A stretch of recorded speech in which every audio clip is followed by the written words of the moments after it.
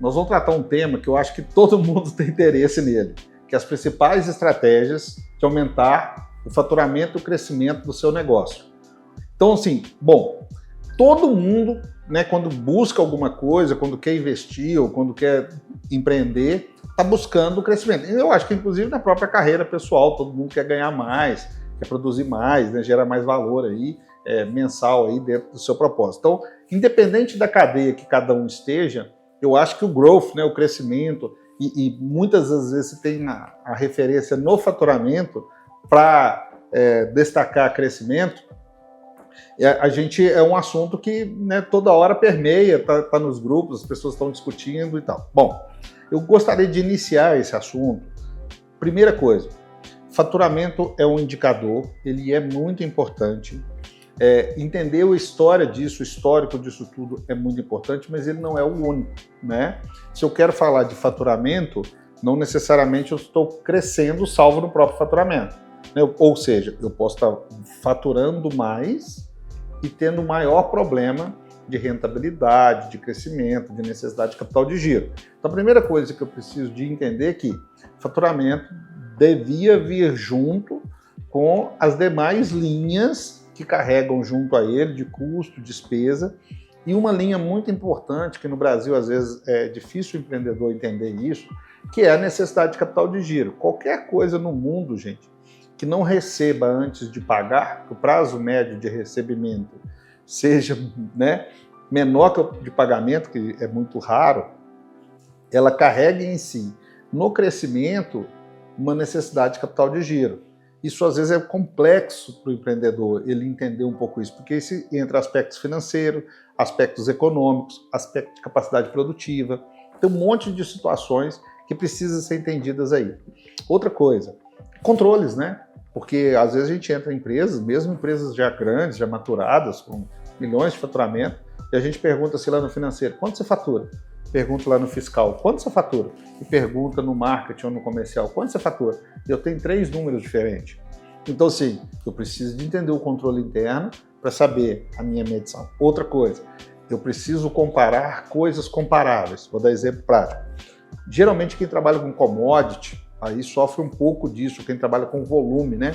O que eu quero dizer? Imagina que você é uma empresa que trabalha com produtos que estão vinculados ao dólar, né? Então, naturalmente, geralmente é o seguinte, esses produtos, se o dólar estiver mais alto, você vai comprar ele por um preço maior, você vai ter que precificar ele um pouco mais, né? Para você ter sua margem. Se o dólar está mais baixo, então se eu tenho um ano que o dólar está alto, eu tenho um ano que o dólar está baixo, eu posso ter premissas diferentes ou entender que meu faturamento caiu e, na verdade, aí eu tenho que ir para o volume. Ou, exemplo, vamos pensar que eu sou uma empresa que distribui combustível, né? O combustível estava R$4, passou para 5. Obviamente que eu vou ter um faturamento maior. A pergunta é, eu estou tendo share, né, mercado, em litragem, eu estou tendo mais ou menos litro. Então, assim, é importante a gente entender a natureza de cada negócio, entender a configuração desse negócio para que eu possa medir se de fato é crescimento de faturamento, é o crescimento do negócio. E a gente vai entrar em alguns aspectos práticos disso aí. Vem comigo.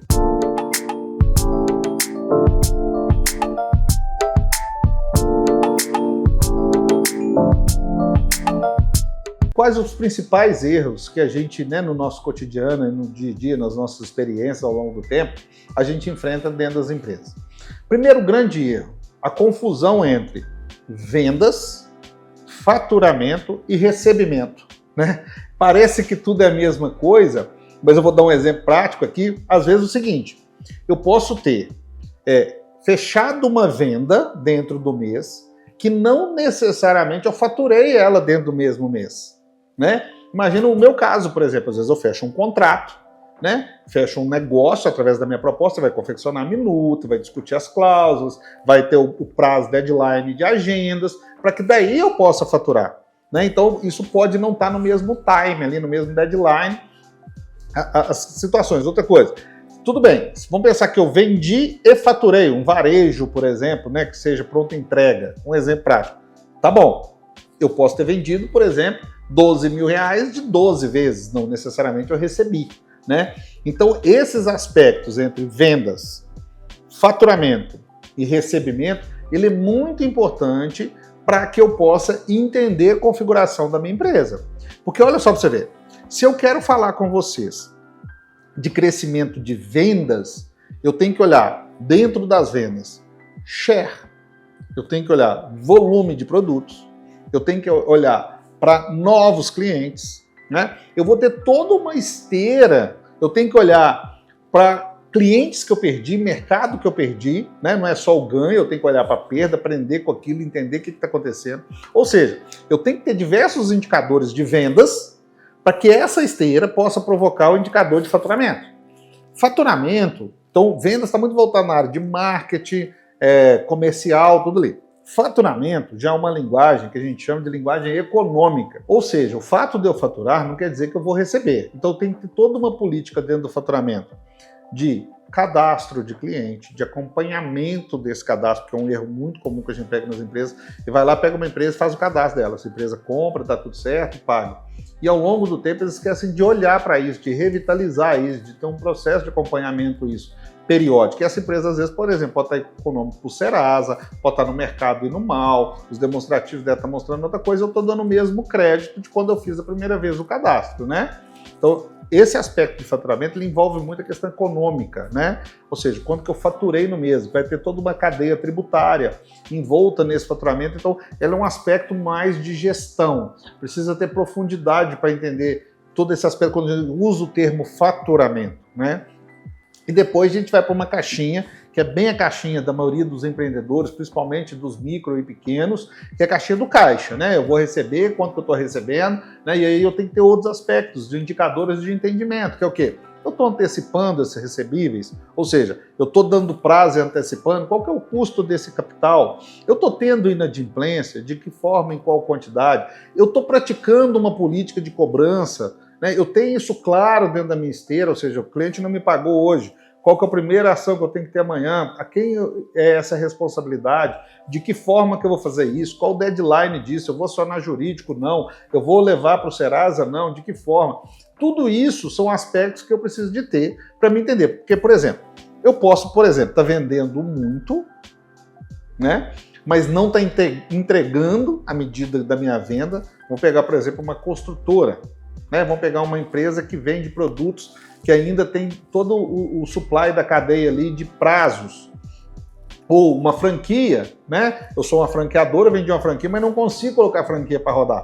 Então tem todo esse tempo, né, de entrega que vai gerar um faturamento, né? Que eu tenho que entender todo o faturamento, a cadeia tributária, o score do cliente, tudo que está ali. E que eu preciso de preocupar com o recebimento, para me entender lá no meu caixa o aspecto disso. Então se eu crio uma política comercial de vender de longo prazo, eu tenho que ter um entendimento do aspecto do impacto dentro do meu processo de caixa, né? Se eu preciso ter financiamento para esse prazo, uma política bem forte da questão da inadimplência, né? Eu preciso ter fontes financiadoras que vão bancar isso, fundos, bancos, FDICs, investidores, né? Um processo todo disso, para que eu possa ter essa cadeia. Porque eu posso estar vendendo muito, não entregando, né? Não faturando e não recebendo.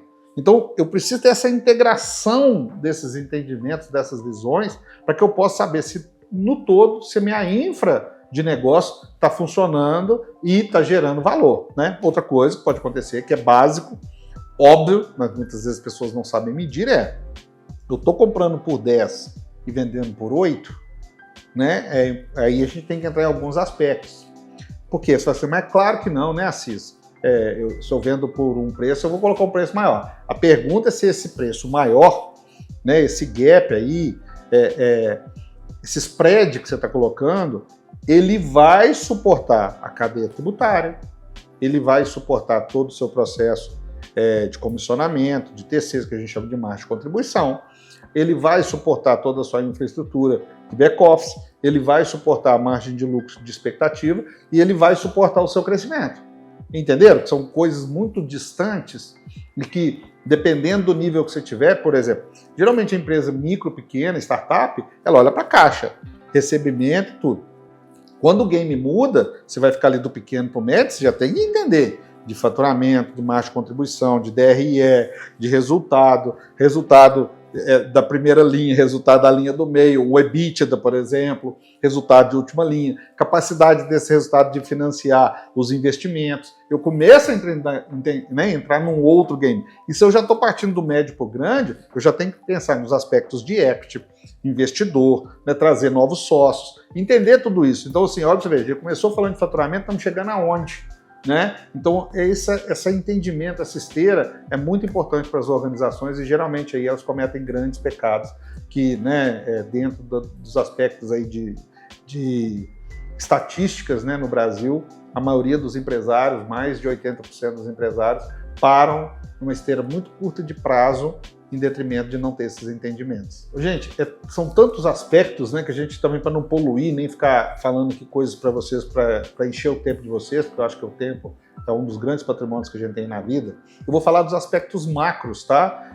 Obviamente que não entrando para um aspecto profundo aí de tudo isso, porque vai variar muito de empresa para empresa, do momento de cada empresa, da capacidade dela, do monte de coisas, mas assim, linhas macros que a gente precisa de entender. Primeiro, gente, é o que eu acredito, tá? É o que está na frente de tudo. Se de fato aquilo que eu estou me propondo é de verdade. Mesmo que eu ainda estou tendo muita dificuldade de estruturar isso de uma forma técnica ou eficaz de entrega. Mas se de fato eu acredito naquilo, é de verdade, eu não quero enganar ninguém. Então, eu entendo assim, daí entra a lei do retorno mesmo, do universo aí, que todo mundo aqui tem um propósito sadio, que quer de fato curar uma dor, quer de fato atender o mercado, sem ter nada ilícito, né, ou algo enganoso atrás, com certeza esse aspecto de energia mesmo, de fortalecimento do propósito, faz muito sentido na minha visão. Né? Então, eu respeito a todos que pensam o contrário, mas eu acho que isso é uma cadeia de valor que não pode estar fora para que de forma macro eu consiga crescer. Segundo, a minha capacidade dentro de tudo isso que eu me propus, para mim não ficar também num ambiente romântico, né? Disso tudo, querer romantizar uma história que é skin the game, que é dura. Ou seja, ao longo da minha história, por exemplo, eu rodava 10 mil quilômetros por mês, comia comida, né, de beira de estrada, dormia em hotéis básicos, né? Dedicava tempo à operação, a conhecimento, sacrificava a minha vida pessoal em detrimento de um monte de propósitos, de fontes daquilo que eu acreditava. Então é o seguinte, não adianta também eu ter várias ideias, ter propósitos maravilhosos e não querer me dedicar àquilo, né? Não querer investir o tempo, investir as dores, os desafios que isso traz junto com esse propósito. Né? Então eu acho que primeiro, eu tenho um aspecto de verdade ético. Segundo, dedicar para que isso seja construído. Um terceiro aspecto que para mim é muito, muito importante. Entender que tudo tem um tempo, né? E não querer atropelar esse tempo, né? De fazer as coisas muito rasas, rápidas e que acabam, né, muito rápido também. Então, assim, o que eu vejo hoje é muitas coisas serem construídas, crescem muito, mas despencam na mesma proporção. Então, se você olhar para o game, né, o Carlos Bush fala muito isso, é uma coisa que eu acredito, todos nós temos duas possibilidades. Acreditar no game finito, no jogo da vida, né? Não só de negócio, mas da vida. Finito e do jogo infinito. O que é isso? Né? Traduzindo de forma rápida aqui. O jogo finito é quando eu acredito assim, não, tudo tem princípio, meio e fim, tem que acontecer de forma rápida, e depois eu vou preocupar com aquilo. Né? O jogo finito é quando eu acho que se eu enganar muitos e ganhar dinheiro e comprar carros caros e mansões e bater foto, e isso acabou ali. Né? Esse é o jogo finito. É aquele jogo que eu não estou julgando numa esteira longa, que eu não estou julgando num propósito de vida, né? Que eu não estou unindo questão pessoal, profissional, familiar. Né? Esse é o jogo finito. O jogo infinito é quando eu acredito naquilo que eu faço, acredito que aquilo vai ser infinito, mesmo que eu tenha etapas, né? Empregado, empreendedor, investidor. Por exemplo, eu quando eu trabalhava de empregado, eu dedicava basicamente até mais do que como empreendedor. Né? Eu nunca tive o aspecto assim, meu patrão me explora, aqui tem hora extra, aí é sábado. Não, eu empreendia para mim. Quem ganhava conhecimento era eu. Só que eu empreendia no negócio dos outros. Né? Eles me pagavam para mim aprender. Quando eu me tornei empreendedor, prestador de serviço do meu negócio, Eu continuo com a mesma filosofia. Minha equipe toda sabe que eu faço assim, nós temos o melhor negócio do mundo, a gente recebe para aprender. Né? O cliente me paga para mim aprender, porque eu aprendo muito com o cliente, com os desafios, com os projetos. Né? E quando eu estou como investidor, né, nos projetos que eu invisto, eu estou remunerando mão de obra que está me trazendo retorno e aprendizado também em outra mesa, que é a mesa do investidor. Então, assim, a gente entender esse jogo infinito, né, mesmo que a gente tenha etapas da vida, e que isso, inclusive, né, no ambiente pessoal, né, se eu falar assim, cara, eu sou o melhor cara do mundo, eu não tenho mais nada para aprender, eu sou um profissional extremamente qualificado, agora eu tenho um preço Y, um PTO, cara, eu estou matando meu amanhã. Né? Toda vez que vocês acharem que vocês estão chegando num momento que não precisa de mais nada, é o primeiro passo para a derrocada, para cair. Olha quantos negócios, gente, beberam água limpa, tinha tudo para ser os maiores do mundo e não são, nem existem mais. Exemplos clássicos disso.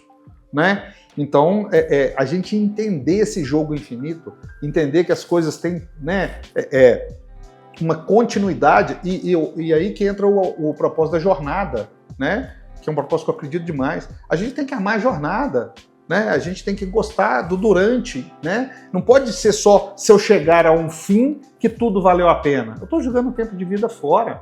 Eu tenho que curtir essa jornada. Eu tenho que estar ali dentro daquele propósito, tenho que estar feliz ali dentro. Obviamente com os desafios, volto não é romantizar, mas eu tenho que saber que aquilo tudo está valendo a pena. Porque senão fica assim, ah não, se meu namorado, se minha esposa, se meu marido terminar comigo, não, o relacionamento não valeu a pena. Peraí. O mundo de negócio é a mesma coisa. E durante, não valeu? Então você estava focado errado, você estava no crescimento errado, você estava no propósito errado. Bom, e um link do nosso último assunto, né, que é o jogo finito e infinito da jornada, com um aspecto muito importante do crescimento, né, entrando no aspecto aí do crescimento do faturamento, é as instituições, as pessoas, os líderes, o empreendedor, a startup, entender o seguinte, gente, tudo que cresce, todo organismo vivo, precisa de ser sustentável. Precisa de quem cuide dele, né? Não é assim se eu planto uma planta, uma semente, não regar, não adubar, não ir ali cortar, né? Fazer todo aquilo que precisa para ela crescer, provavelmente ela não vai crescer. Assim é o aspecto humano, né? Por que o bebê precisa de cuidados? Diferente de criança, diferente do adolescente, diferente do adulto. Que cada etapa da vida são cuidados necessários para que ele possa ter potencialidade maior. Cara, empresa é assim, também. Né? Um organismo vivo, feito de pessoas, né, que precisa, à medida que vai crescendo, ser sustentável. Para ser sustentável, ela precisa ser cuidada, né? Ela precisa ser constantemente entendida, ela precisa ser medida, né? Ela precisa de entender as crises que estão ali, né, poluindo, aonde que eu tenho que podar, aonde eu tenho que ter cortes, aonde que eu tenho que adubar, né? Onde que eu tenho que colocar água ali, né? Regar para que ela possa crescer. E o que eu percebo, né? O mercado brasileiro fala muito disso, é que muitos empresários, quando olham para o faturamento, quando olham para o crescimento, esquece que esse crescimento precisa ser sustentável. Esquece que abaixo, né? Eu brinco que DRE, fluxo de caixa, é um ótimo exercício, porque geralmente você tem poucas linhas de receita ou de recebimento e muitas de despesa e custo e pagamento. Né? Infinitamente em quantidade e as de baixo são maiores. Então, assim, poxa, se eu tenho isso, eu preciso de entender qual é a consequência disso. A consequência do ponto de vista econômico, DRE, resultado, e a consequência do ponto de vista de caixa, fluxo de caixa livre, o que sobra de dinheiro. E como sustentar tudo aquilo que eu tenho que fazer para me continuar, para me crescer, que são os investimentos. Né? Cada etapa dessa, cada caixinha dessa, ela é importante ter um sincronismo de forma a ser sustentável para que aquele crescimento lá em cima do faturamento possa ser contínuo, perene, né? E sustentável. Né? Então, assim, por exemplo, tem uma palavrinha que chama NCG, uma sigla, que na verdade é necessidade de capital de giro. Isso pode matar ou fazer crescer qualquer negócio. Qual que é o problema dessa sigla? O empreendedor precisa de entender de prazo médio de recebimento, prazo médio de pagamento, se for o caso de ter estoque, ciclo de estoque, se for o caso de serviço, ciclo de entrega, se for o caso de indústria, ciclo do processo produtivo. Ele precisa de entender políticas de prazos, né, comerciais. Ele precisa de entender de capacidade da empresa de entender o cliente para a questão do cliente ter capacidade de pagamento, manter isso, inadimplência. Ele tem que ter uma política de entendimento, de capacidade de atendimento, de crescimento.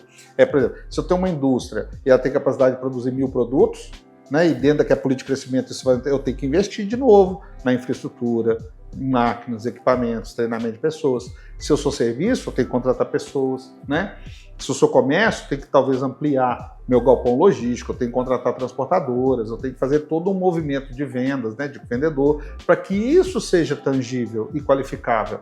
Então, assim, a gente não pode ficar nos iludindo no romantismo só de olhar para o crescimento do faturamento, mas do entendimento disso tudo.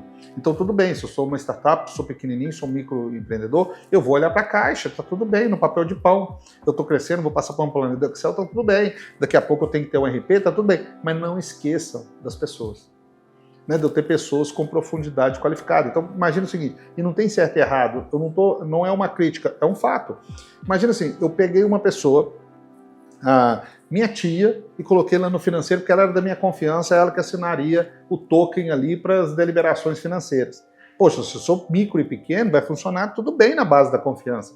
Mas será que ela é a pessoa para sentar com o banco? Ela é a pessoa para entender o demonstrativo contábil? Ela é a pessoa para fazer um fluxo de caixa? À medida que as minhas necessidades vão construindo, ou eu tenho que investir nas pessoas para elas acompanharem, ou tenho que buscar infraestrutura de pessoas e empresas que vão me qualificar naquilo, né? Esse jogo todo de crescimento de faturamento, todos esses entendimentos de balanço, DRE, fluxo de caixa, para que a sustentabilidade ali de investimentos possa ser, por exemplo, eu vou fazer um novo investimento, eu vou buscar capital de terceiros, eu vou buscar um sócio, eu vou vender parte da minha empresa.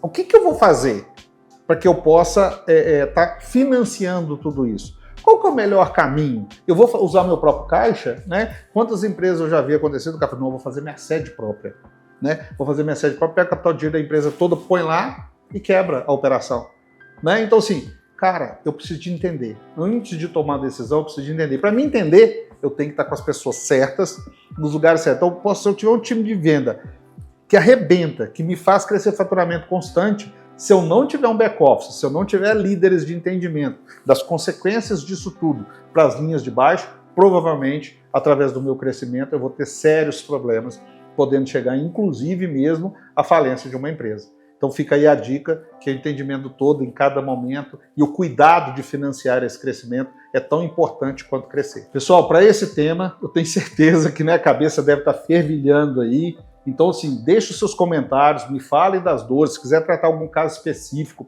ou trazer temas que eu não abordei aqui, né, em detrimento desse assunto de crescimento, de faturamento, de growth e tudo mais, estamos aqui ao seu inteiro dispor para te servir, para poder participar, para aprender junto com vocês também. Se você acabou de chegar por aqui, assina o nosso canal, ativa o sininho, nos siga nas outras redes sociais e nos encontramos em breve para próximos temas aí.